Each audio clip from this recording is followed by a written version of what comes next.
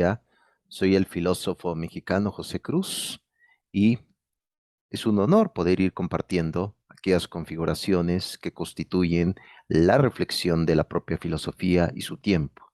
Ahora estamos ya en el periodo de la Edad Media o filosofía escolástica. Nos vamos a remontar ya en el siglo XII con la reflexión sobre el tema de Dios, la existencia, el problema de los universales y también qué relación tiene la fe y la misma razón. Bien, vamos a entrar ya con un personaje llamado Pedro Abelardo, que fue un pensador inquieto, aventurero, y eso también le generó algunas dificultades de vida, pero también pudo conocer el amor en los brazos, en el corazón de una mujer también filósofa, una mujer que estudiaba el tema de las escrituras, el tema de su mundo llamada Eloísa, que ahorita vamos a ver su historia. Bien, vamos a ver ya la historia de este filósofo del siglo XII de la Edad Media. Precisamente en su texto que él escribió llamado Calamitatum, Historia de mis desdichas, Abelardo nos dejó una autobiografía muy interesante. Nacido en Le Palais, cerca de Dantes, Francia, en 1079, hijo de un militar que amaba las letras y por ello también desde ese orden o desde ese tipo de formación totalmente militar tuvo cierta metodología y sobre todo cierto adiestramiento de poder adquirir el conocimiento y de poder ir siguiendo todos aquellos sueños que tenía el propio Pedro Abelardo, el filósofo del siglo XII. Abelardo fue discípulo de Rossellino y de Guillermo de Champeaux en París y de Anselmo de León. Fue un alumno buscador de la verdad y rebelde. Estos profesores que se acaba de mencionar fue su maestro, fue maestro del propio Pedro Abelardo, pero Pedro fue, se podría decir, un estudiante que no se quedaba solamente con las enseñanzas del aula, no se quedaba con ese conocimiento que le daban, sino iba buscando más. Y esa sed por el conocimiento fue generando también dificultades, inclusive choques con con estos propios docentes, con el propio Rossellino, con el propio Guillermo, con el propio Anselmo. Y eso nos recuerda un poco, claro, haciendo una comparación de totalmente de siglos con el propio Ludwig Wittgenstein, este filósofo del siglo XX, el filósofo de la filosofía del lenguaje, donde tuvo conflictos con Bertrand Russell, etcétera. Este profesor que fue su maestro en la Universidad de Cambridge, podemos ver que ese tipo de inquietud le generó al propio Pedro Abelardo muchos conflictos en temas de filosofía. Quiso fundar una escuela en París, pero no se pudo, pero poco a poco fue como conociendo, construyendo el tema del conocimiento.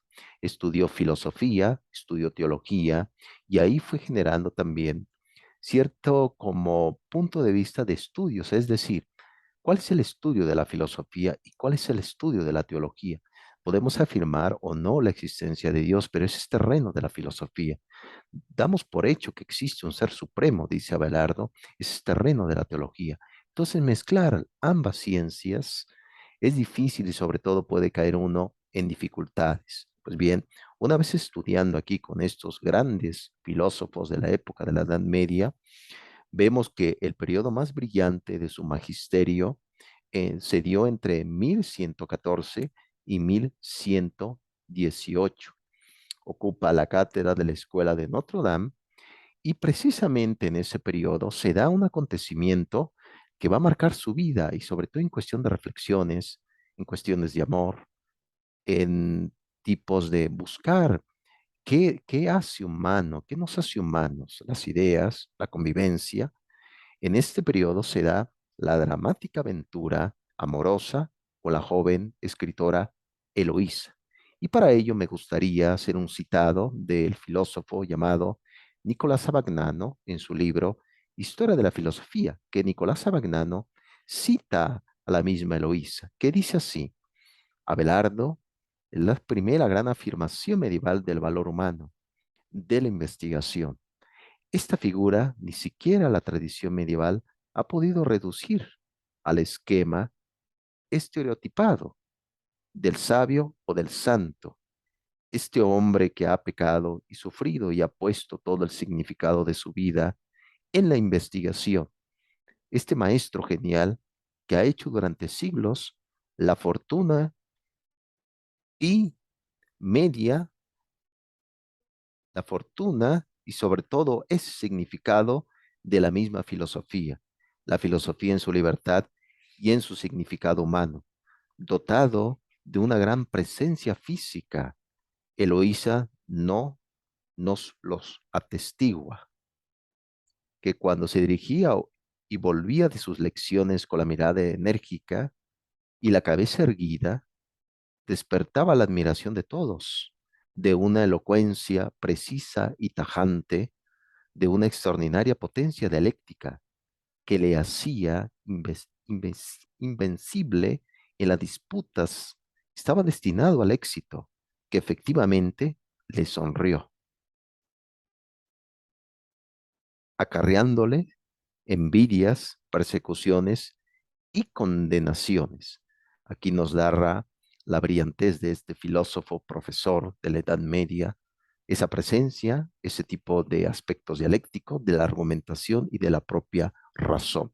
Sigue Nicolás Abagnano mencionando, citando también a Eloísa. En París se enamoró de Eloísa, sobrina de un tal Fulberto, canónigo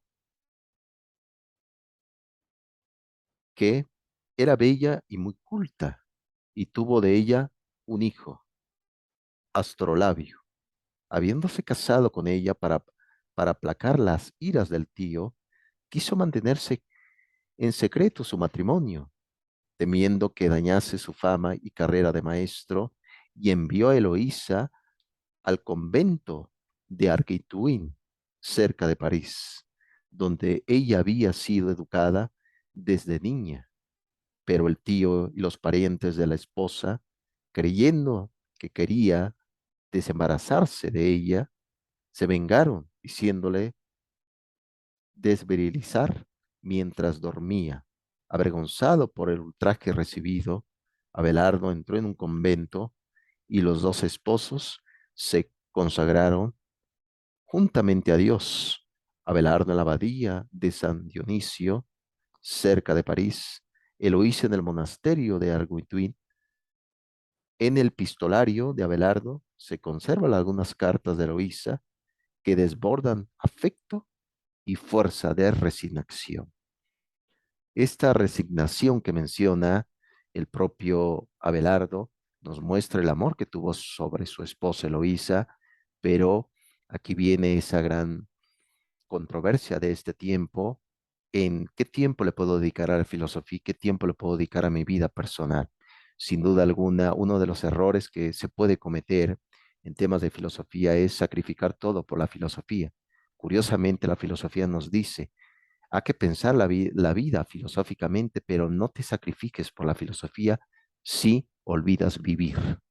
No hay que olvidar vivir, porque ese es el tema prácticamente que hemos mencionado sobre la perspectiva de la misma filosofía. Pues bien, eso fue una vida trágica. eh, Agarran al propio Abelardo y le provocan esta castración, esta mutilación a la fuerza, y eso ocasionó un duro golpe en el propio Abelardo y su propia historia de filosofía. Pues bien, vamos más adelante, una vez pasando este periodo desagradable para este filósofo, estuvo en el concilio de Sens en 1121, condenan algunas de sus tesis. Como podemos ver, en esa época existía la Santa Inquisición y toda argumentación que iba en contra de los dogmas teológicos del catolicismo era condenados. La cuestión es que a veces se mezclaba. Yo podía hacer una argumentación filosófica, pero queriendo mezclarlo con la teología. Entonces ahí venía el conflicto, separar qué es la razón y qué es la fe. Relativos, precisamente en esa condenación, fue relativo al misterio de la Santísima Trinidad. Y en el Concilio de Sens, en 1140, Se rechaza como errónea otras tesis relativas a la lógica y al papel atribuido a la ratio, a la razón. En Cluny, donde Pedro el Venerable lo acoge con benevolencia, es ahí donde muere en 1142. Y para eso queda también su epitafio como todo un filósofo de su tiempo, como todo un seguidor de la verdad y sobre todo del tema de la filosofía. Sin duda alguna podemos decir que esta búsqueda por alcanzar la verdad debe de ser una muestra totalmente, debe ser la dosis diaria que todo filósofo lo debe de ir buscando. Precisamente citando al Pedro el Venerable, redactó este célebre epitafio que dice así: para la tumba de Abelardo, en el monasterio del Paráclito, Sócrates de Francia, supremo Platón de Occidente, moderno Aristóteles, emuló o incluso mayor que los dialécticos de todas las épocas, príncipe de los estudios, famoso en el mundo, genio multiforme, penetrante y agudo. Todo lo superaba con la fuerza de la razón y el arte de la palabra. Este era Abelardo. Al morir 20 años después, Eloísa fue enterrada por su propia voluntad en la tumba de su venerado Abelardo. Al final de cuentas, volvieron a estar juntos estos jóvenes amantes, este joven matrimonio, que buscaron, a través de esa vocación de vida, verdades que en la época de la Edad Media estaba ahí, pero era muy difícil tener cierta autonomía racional.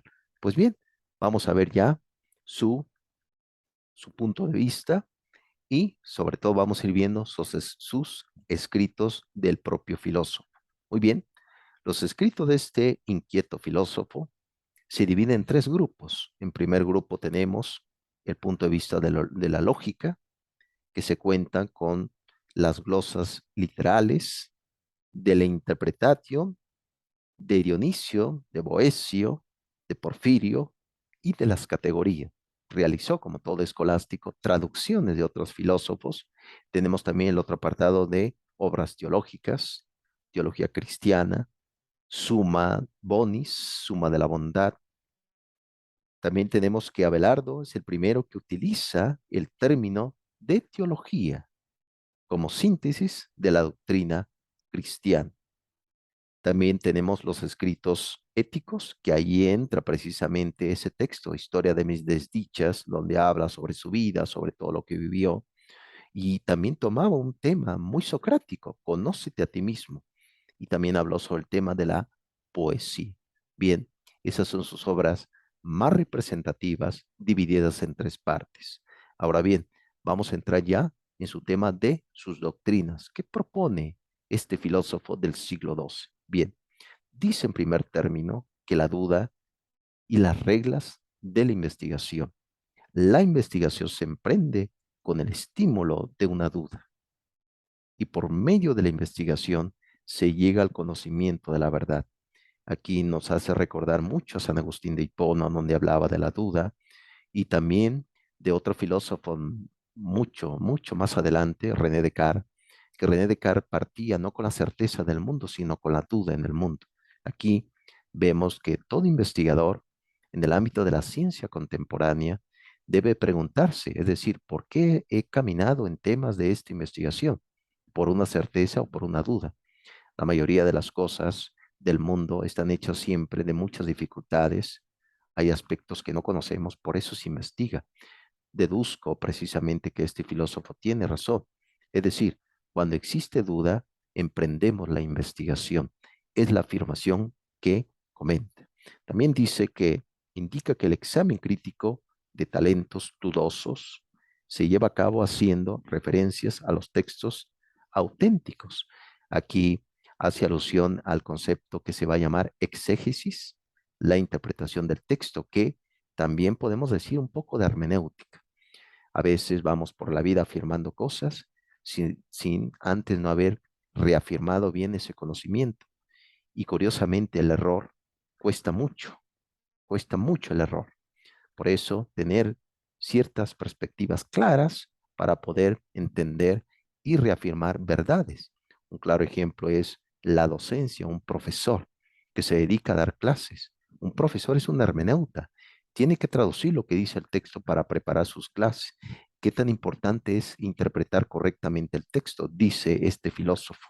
¿Qué tan importante es? Bien, eso es parte de la duda y las reglas de la investigación. Vamos a seguir con sus ideas. Bien, en otro subtema habla sobre la dialéctica y sus funciones, recordando que la dialéctica es la contraposición de argumentos, tesis, antítesis, síntesis, que ya los griegos, ya Heráclito hablaba de la lucha de contrarios, esa contraposición que siempre va a existir, pero la dialéctica no es el motor totalmente de la historia. Hay otros acontecimientos sociales por el cual uno o va avanzando. Eso es parte de lo que dice este filósofo. Dice, distinguir la dialéctica tanto de la pura habilidad discursiva como de la sofística. Aquí prácticamente dice el propio filósofo que la dialéctica tiene origen del mundo de los sofistas, recordando a Protágoras, Jorgias, Hipias, que utilizaban el diálogo, la palabra, para argumentar.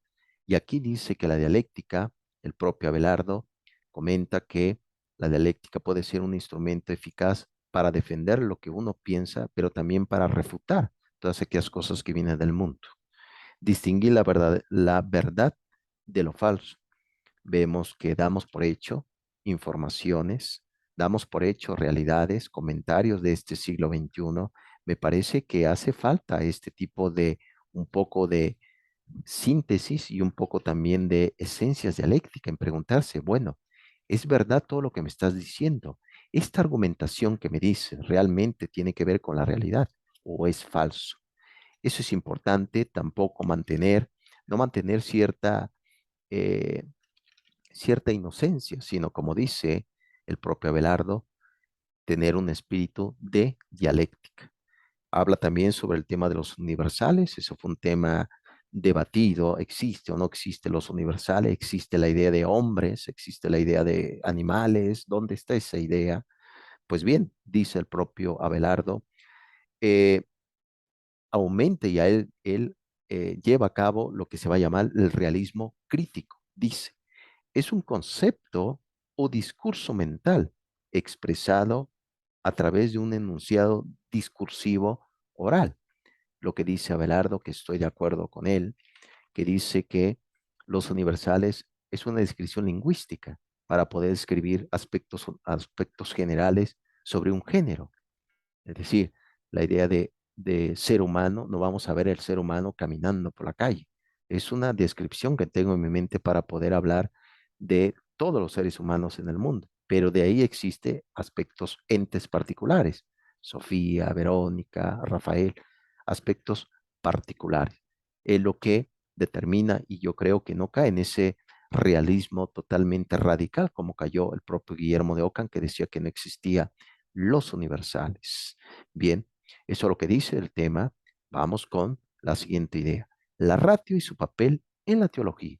Aquí es donde le ha traído algunos problemas porque se quería mezclar todo. ¿Qué papeles de la filosofía y qué papeles de la teología? Dice que la dialéctica como instrumento crítico. Y aquí habla que no pretende estar en desacuerdo con la teología, simplemente dice, bien, me dices tú la existencia de Dios, me dices tú sobre la autoridad del Papa en esa época del siglo XII, pues bien, hay que preguntarse también si es necesario o no, no dar por hecho todo, estar ciegos, como ir caminando en un lugar a oscuras, simplemente ir creyendo que ahí están las cosas que me has dicho. Mejor, ¿por qué no ver también la fe desde la luz de la razón? No ir caminando como si fuera ciego. Una fe ciega tampoco no es alcanzable y tampoco te da la verdad. Es lo que dice el propio Abelardo sobre el tema de la ratio y su papel en la teología. Y dice así, no es la razón la que absorbe a la fe, sino lo contrario. La fe es la que absorbe a la razón. Es lo que dice y nos viene a la mente eso. Entiendo para tener fe, no tengo fe para entender. Entonces, eso es lo que menciona el propio Abelardo. Y dice así, también habla sobre los principios fundamentales de la ética. Sostiene que la conciencia es, es el centro de la irradiación de la vida moral que brota en el intelecto. Aquí dice que la cuestión ética, como lo hemos ya platicado, el ethos, carácter, es una apropiación personal, es tuya, es la decisión que haces todos los días. Y la ética se pregunta, ¿qué voy a hacer? ¿Qué es lo que más me conviene en la vida? Y no estudia lo que ya pasó, sino lo que va a pasar. Es lo que dice, ¿dónde está la ética? Se encuentra en esa conciencia personal. A veces lo más difícil es determinar qué es lo que quiero, pero también hay un pleito personal en hacer el bien o el mal. Realmente, ¿qué debo de hacer en la vida? Siempre son momentos. Ahora conocemos ya en este siglo XXI que existe un aparato psíquico que ya nos comentó el propio psicoanálisis del siglo XX. Lo conocemos, pero en esa época se hablaba de alma como una psique, como la psicología. Es lo que dice. Y dice el propio Abelardo, no es pecado desear a una mujer, pero lo que es, en cambio, el consentir el deseo. Este deseo que va a venir ya sobre el concepto de los apetitos, que lo va a ir trabajando ya Tomás de Aquino en la Suma Teológica. Estos apetitos realmente son buenos o son malos. Yo puedo comer una buena comida, puedo desear, no sé, ropa, libros, por ejemplo, y no necesariamente es malo, pero cuando se cae en excesos, ahí es donde uno se empieza a perder. Eso es lo que comentó Aristóteles en su momento, el término medio. Bien, aquí habla de la materia que es buena, así rechazando un poco el gnosticismo que ya lo hemos debatido ya. La materia es buena, el cuerpo, el alma no está en una cárcel, el alma está en un templo, está en un lugar sagrado que es el cuerpo, es lo que dice Abelardo. Y dice, los hombres juzgan acerca de lo que se manifiesta y no de lo que se les oculta. Aquí hace una crítica dura sobre el tema de las críticas sociales, sobre que a veces vamos por la vida, todo nos pasa, criticando al otro, criticando a los demás, sin ver realmente qué hay detrás de esa persona. Vemos estereotipos, vemos máscaras, vemos etiquetas, vemos un aspecto nada más de la persona, dice Abelardo, pero ¿por qué no profundizamos un poco en ellas? Deduzco que en temas del amor, que lo vivió muy bien y fue testigo de ello Abelardo, uno debe de profundizar porque a veces se comprometen muchas parejas, muchos jóvenes y terminan también defraudados, porque cuando empezaron a conocer, a interiorizar en esa persona, se encontraron con algo que no les gustaba. El mundo de la liquidez, el mundo del vacío, el mundo de la transparencia, como siempre se ha hablado. ¿Por qué no interiorizar? Y para eso necesitamos tiempo.